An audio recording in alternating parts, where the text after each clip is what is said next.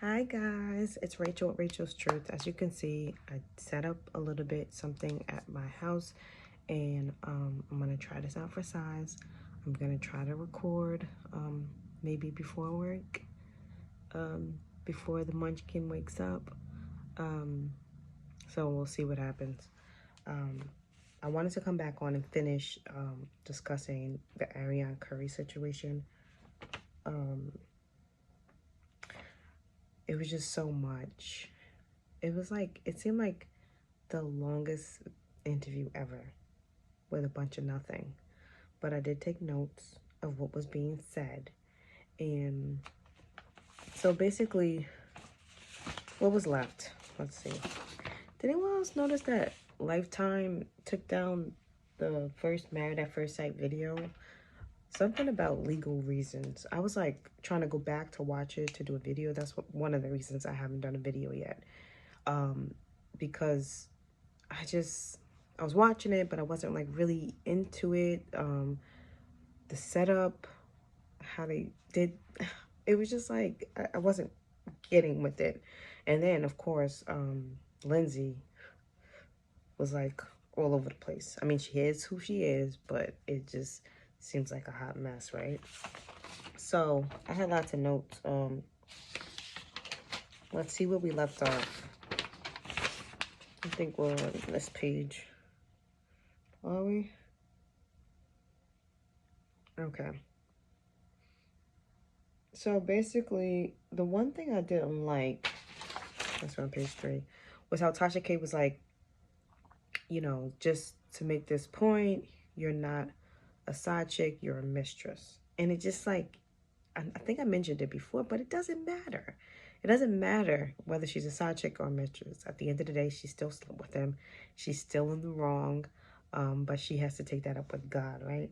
But I just thought that was so weird that Tasha had to make that clear just because, you know, Arionne was saying that she not knew her position, but that she didn't really care about Martell, like in a sense was that she wasn't checking for him, and that when they connect, and whatever, nonchalant, whatever. And she was living her life, and she was busy. She was in school. She had a kid, you know, whatever. Just fronting, because she was checking for that man. Whether she was a sugar baby or not, she was still checking for him. So I just didn't like that Tasha K even had to put that point forth. But she was saying that they weren't together because she couldn't really separate reality and TV. So that was the reason that they weren't together, and that they were basically damaged, and that if it wasn't for that, that they would still be together. And then she also brought up a point that they were supposed to divorce. They were supposed to divorce like during the season of the show, right? When everything started, the show got picked up. They were supposed to divorce, and that the show told them to not divorce, to fake it because the show was being picked up. So yeah, it was happening when the show was being picked up that they were going to separate or whatever. Arionne was already in the picture, and they told them to just fake it because the show was picked up. So, I mean, I don't know how true that is, but when I think back to, I think it was like either the first or second episode, it may have been the first, when Melanie was at the table, and then like out of nowhere, she just brings up the scenario of cheating. And in my mind, I'm like, that's weird. Like, why would she just randomly say something like that? They must be going through something. So in a sense, that kind of adds up.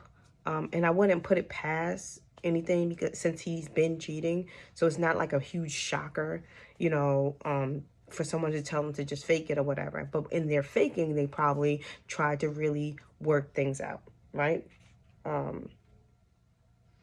But yeah, so she just goes on and she's talking about how she didn't destroy a marriage, um, and just focus on how she didn't destroy a marriage, but she did help destroy a marriage, right? So she's just like, she just has this wrong perspective of everything. She seems very ignorant. And as and she won't fully understand until it happens to her. Unfortunately, that's what it seems like. And she just keeps saying, "Oh, he was pursuing me. He was pursuing." But at the end of the day, he may have been pursuing you, but you were allowing the interaction, so you're still at fault, right? And I know we discussed on cousin Janice's channel about how she fully agrees with Arionne as far as, you know, she doesn't owe Melanie an apology. And I agree with Janice because she doesn't owe her an apology because she didn't, as I explained, re-explained on her page, that she didn't marry Melanie, right? So she doesn't owe her anything.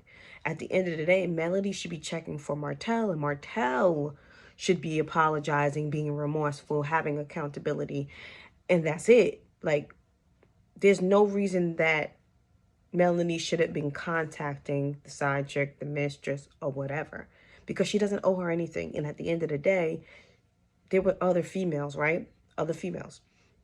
So you're going to just keep contacting every female? Like, no, it's a waste of time. They don't have no allegiance to anyone but themselves. So they're just going to continue, keep doing what they're doing. So you just don't do that. And I have been a victim of that, of contacting. And with maturity and growth, realizing that I would never do something that, again, that was the former me, right? So yeah, so that was what we were discussing over on Janice's channel. Basically, that don't contact the side chick. And that she doesn't owe Melanie anything. It would be nice, you know. It would be nice, but it's not going to happen because she's very ignorant. And the moral of the story is that she doesn't take any accountability. And she just wants to emphasize on the fact that they already had their problems and that she, you know, came after the problem started or whatever. But at the end of the day, you're still wrong. It doesn't matter if they already have problems. Because what you have to understand is when people have problems in their marriage, some people try to find solace in other people, and then they bring people into their marriage thinking that it's going to make them feel better about their marriage or about themselves. But at the end of the day, it doesn't change anything. It doesn't help the situation. It doesn't change anything. And that's just what they do, you know, when they're trying, you know, they're a cheater and they're cheating. And so that's what happens. So it doesn't matter if they have problems or not. It doesn't make it right. So she just was stuck on really trying to justify her reasons and trying to say, well, yeah, I don't know. There's so much behind the scenes. But at the end of the day, it doesn't matter what's behind the scenes. Like, there's one point. You slept with a married man's, you slept with a married woman's husband. That's the only point that they need to focus on, because that doesn't change. Everything else after that doesn't even matter. So she's just very, very, very immature. Very immature. And she said that she got out of it what she wanted to get out of it. And and the number one thing was conversation. Like, she really kills me. Like, really? I don't believe it. And then she made it her business to say that Melanie had an abortion. Is that even your business to tell? I don't know if Melanie put that out there already or whatever, or if she's confirmed it, or even prior to this interview. But, like, that's not your business to put out there. Like, why? So they were talking about the apology and how she should apologize, and she said no. And it's like, a lot of people feel like she should apologize. You know, she did help ruin the marriage, so on and so forth. But it's like, what do you expect from her? Like, based off of the fruits that she's showing us, what do you expect? Do you expect her to apologize? You expect her to be remorseful? No, she's focusing on how Melanie responded to her cheating with her husband. And it's just like, no, you just take accountability for your actions and that's it, you know? So she's really focused on just going on the show to tell her side of the story. But sis, you just told your story on Tasha K's show. So why you need to go on the show and tell it? Like, I'm confused. I mean, that's Melanie's platform. She doesn't want you there. That's her right. And you're just fixed on the fact that she took something that happened to her and she created a platform, right? But she has every right. It happened to her. It's her story, and that's what she's telling it. And if she doesn't want you involved, then that's just is what it is. I mean, that's just is what it is. She did go live the other day, and I was just like, bro, really? Go sit down. I didn't get to see the full thing, but like anytime someone said something she didn't like, she blocked them. It was just like stupid. Like, what are you doing? And people were saying like, oh, sis, I think you got it mixed up what my likeness means, or they weren't agreeing with her, and she's just like block, block, block. And she's just like, she just showed throughout the live how immature she is. It's definitely sad. She, you know, she presented herself even worse than the interview with Tasha K. When we seen the interview with Tasha K, we thought she was slow. And now it's like she's slow and very much immature. Just the things she was saying, how she was presenting herself, how she was just blocking people for having their own opinion. It just didn't make sense. So if you can't handle that, how are you going to go on a show and handle the show and what people are going to have to continue to say? And she was just like, you know, when somebody says something, she'd be like, so then how do you know who I am then? Like, I forget what people were saying. And she was like, you wouldn't even know who I was. You wouldn't even know who I was if it wasn't for whatever, if it wasn't for my likeness. No, we know who you are because you presented yourself out there. No one said your name. No one showed your face. You did this. It's just crazy. And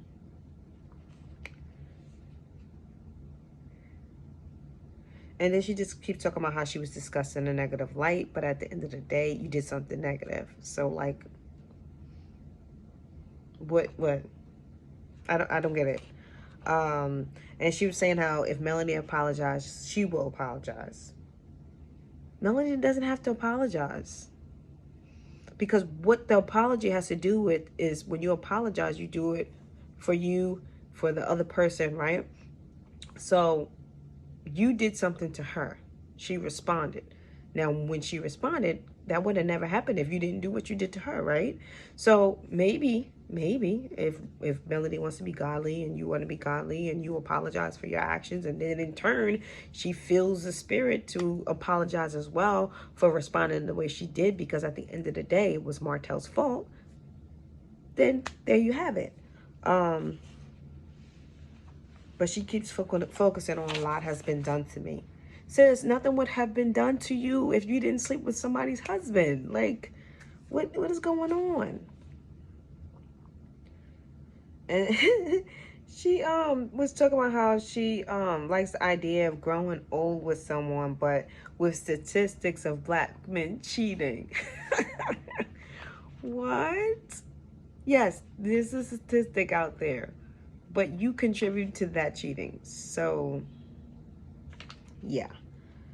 And then she wanted to find it in her business to talk about Melanie having sex with the attorney, which Tasha K felt like, you know, Melanie had the right to do that if she did do that. So she was trying to confirm that it did happen, that it wasn't just fellatio, that they did have sex, and that Martell had found out, but he wasn't crying. He didn't come to her crying about it. He was just like, that's what it is. Girl, I don't believe you. So then she wants to make a statement and say, ladies, if you're dealing with a married man, don't be an Arionne and only have sex with one man. So she was saying that she only has sex with Martell. And it's just like, why are you making that public statement? Ladies, if you're sleeping with a married man, no, say don't sleep with a married man. And the end. None of that other stuff has to follow after it, because it doesn't even make sense. It was just a hot mess. I think that was it. That's all I wrote. That was on my notes, man. I'm just like, I'm just so over it. I'm over it. I just wanted to complete the interview. And then she ended it with saying that, you know, she has a book coming out. And of course she's going to sell, because people are really invested in this topic. So we'll see what happens. We will see what happens. She wants to stay relevant. So that's why she went on Tasha K. She wants a chance to be on a reality show, get paid for it, you know, her likeness. And I don't want to see her on the screen. I want them to go back to talking about things that, you know, are important as far as why they created the show, showing black couples being successful, building up their neighborhood, and so on and so forth. So the drama, not for it. Not for it. Let me know what you think. All right, guys. Like, subscribe, leave a comment. Let me know what you think. All right, guys. Talk to you soon.